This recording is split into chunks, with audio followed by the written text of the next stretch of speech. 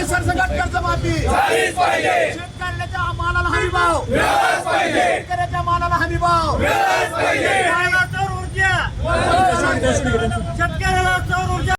महाराष्ट्र प्रदेश काँग्रेस कमिटीचे आदेशानुसार हर्षवर्धनजी सपकाळ प्रदेशाध्यक्षांच्या सूचनेनुसार आदरणीय माजी मंत्री अमित भैयाजी देशमुख यांच्या सूचनेनुसार आज महाराष्ट्रभर आणि धाराशिव जिल्ह्यामध्ये जिल्हा काँग्रेस कमिटी आणि सर्व तालुका काँग्रेस कमिटीच्या वतीनं या ठिकाणी शेतकऱ्यांच्या विविध मागण्यांसाठी हा ट्रॅक्टर रॅली मोर्चा या ठिकाणी जिल्हाधिकारी कार्यालयावर काढलेला आहे। आज या ठिकाणी आमच्या प्रमुख 4-5 ज्या मागण्या आहेत त्यापैकी प्रमुख मागणी आहे की विधानसभेच्या निवडणुकीमध्ये या ठिकाणी या महायुतीने आणि आपले मुख्यमंत्री या ठिकाणी फडणवीस साहेब यांनी शेतकऱ्यांचा 7-12 कोरा करतो म्हणून सांगितलं होतं, परंतु गेले 3-4 महिने झालं अजूनपर्यंत शेतकऱ्याचा 7-12 कोरा झालेला नाही।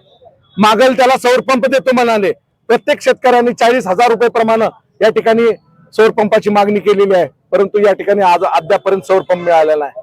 सोयाबीनचा हमी भावाचा तसाच प्रश्न आहे। या ठिकाणी रोजगार हमी योजनेची कामं अद्यापर्यंत चालू नाहीत। आज उन्हाळा या ठिकाणी येऊन पडलेला आहे, परंतु आज शेतकऱ्यांच्या हाताला काम नाहीये, परंतु या ठिकाणी रोजगार हमी योजना या ठिकाणी चालू कार्यान्वित नाहीये। दुसरं तुळजापूर ड्रग्स प्रकरण आपण पाहताय, जिल्ह्यामध्ये तुळजापूर आणि तामलवाडी ड्रग्स प्रकरण या ठिकाणी प्रचंड प्रमाणामध्ये या ठिकाणी नागरिकांचा रोष आहे। त्या बाबतीत आजपर्यंत सीडीआर तपासून मुख्य आरोपींना अजून पकडलेलं नाही।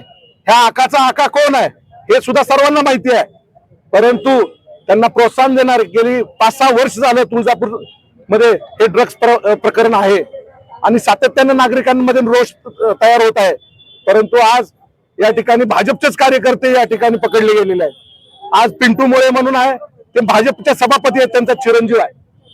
या ठिकाणी जे अनेक आरोपी पकडले गेलेले आहेत हे भाजपचे संबंधित आहेत। आपण फोटोद्वारे आणि त्यांचे जर मागचे फोटो काढले तर सगळ्यांना समजेल हे कुणाचे कार्यकर्ते आहेत आणि कुणाच्या जवळचे कार्यकर्ते आहेत। संपूर्ण शहराला 700-800 तरुणाला ह्या ड्रग्स प्रकरणामध्ये आरी गेलेला आहे।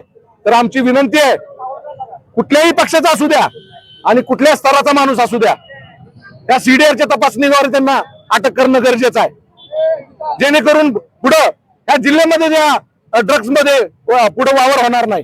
दुसरं म्हणजे तुषार सिंचन आणि स्प्रिंकलरचं अनुदान 3 वर्षापासून रखडलेलं आहे।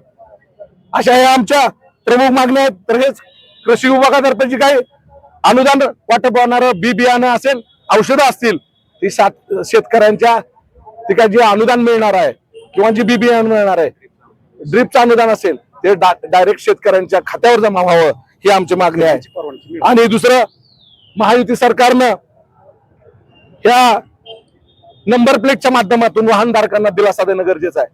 आज आपण बघतोय बाकीच्या राज्यामध्ये एक रेट नंबर प्लेटसाठी आणि दुसऱ्या राज्यामध्ये महाराष्ट्रामध्ये तिप्पट रेट, हे वाहन धारकाची लूट करण्याचं काम हे महायुती सरकारने केलेलं आहे।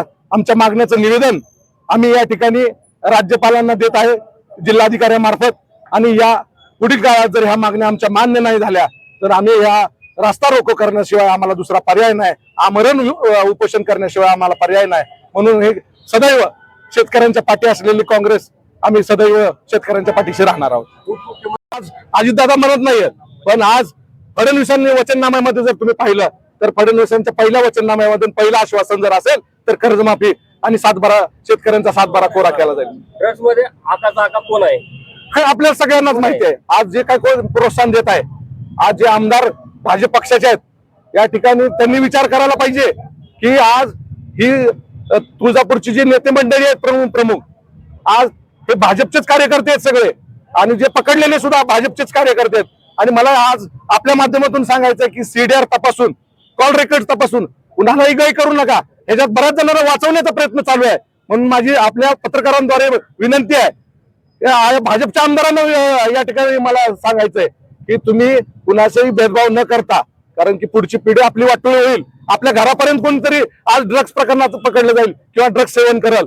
त्यामुळं या ड्रग्ज प्रकरणाच्या कामी आपण मदत करा आणि सरसकट सगळ्यांना सीडीआर तपासून त्यांच्यावर या ठिकाणी दोषींवर कारवाई व्हायला पाहिजे.